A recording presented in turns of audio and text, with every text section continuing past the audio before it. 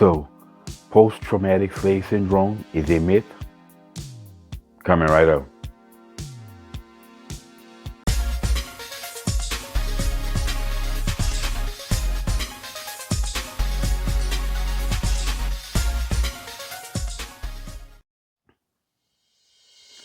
What's up, y'all? Welcome back to Common Sense, Logic, and Reason. As always, I want to say thank y'all for joining me today. So, I want to talk about this concept of post-traumatic slave syndrome. This is something that you hear from these race hustlers in the black victimhood, the people who believe that blacks are victims in America, and there's all this white supremacy and racism and more white supremacy and the systematic everything.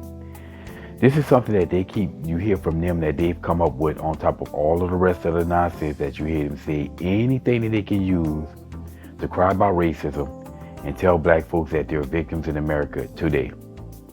Now, the concept of post-traumatic slave syndrome is that all of the issues that black people face today is because of slavery and oppression in America, the past slavery, the past treatment of black people in America. Of course, now, they never give you any evidence to support this. They just tell you all the issues that we have in America today is because of slavery. Slavery, and is the legacy of the slavery that's being constantly handed down to us. You know, the parents handed down to their children, who then handed down to their children, who handed down to their children. And it's just a domino effect that keeps happening to blacks in America.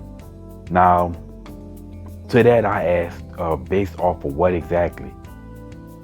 Based off of what?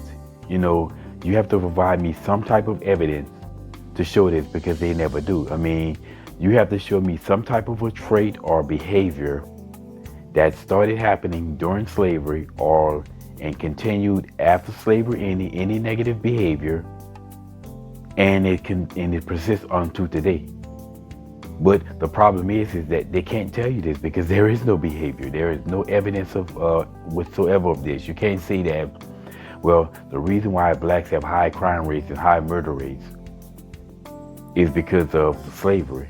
No, that doesn't exist, because we didn't have high crime rates during slavery or immediately after slavery ended. Matter of fact, the high crime rates among black people didn't start until after the Great Society. After the Great Society destroyed the black family, because black females chose to go run with the government instead of to deal with the black man.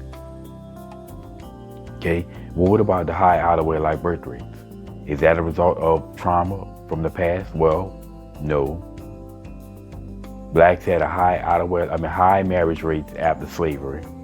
And matter of fact, the marriage rates among blacks were at one point the highest, and it was actually high up until the Great Society, up until black females decided to follow the government instead of follow black men. Again, after following third wave feminism, and when third wave feminism caused them to be single mothers, they relied on the government. So the out-of-wedlock birth rates was high until after the turbulent 60s, right? What about the out-of-wedlock birth rate, marriage rates? None of these existed. I mean, the marriage rates among black people or the out-of-wedlock birth rates among blacks were something like 80% children born inside of a marriage prior to the Great Society and third wave feminism.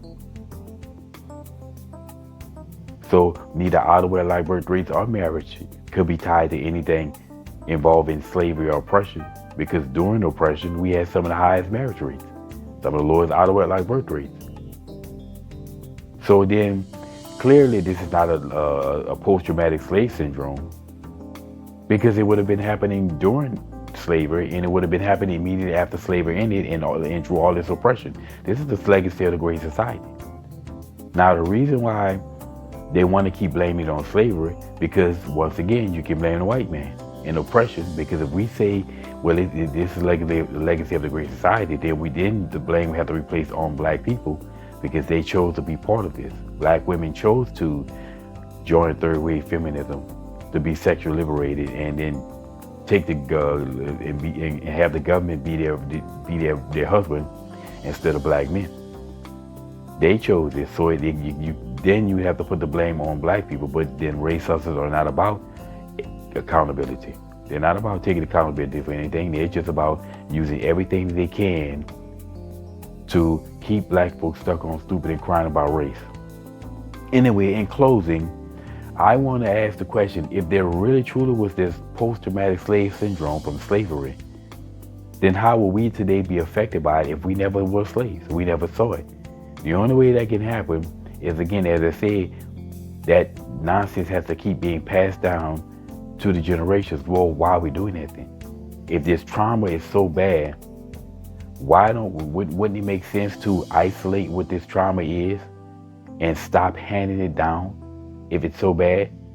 To me, that would be it'd be a bigger deal to do this as opposed to opening the damn school that's still not open yet, or building a museum/nightclub.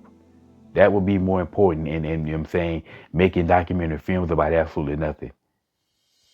That goes to show you that these race hustlers really don't give a damn about blacks. They only care about profiting off the backs of blacks.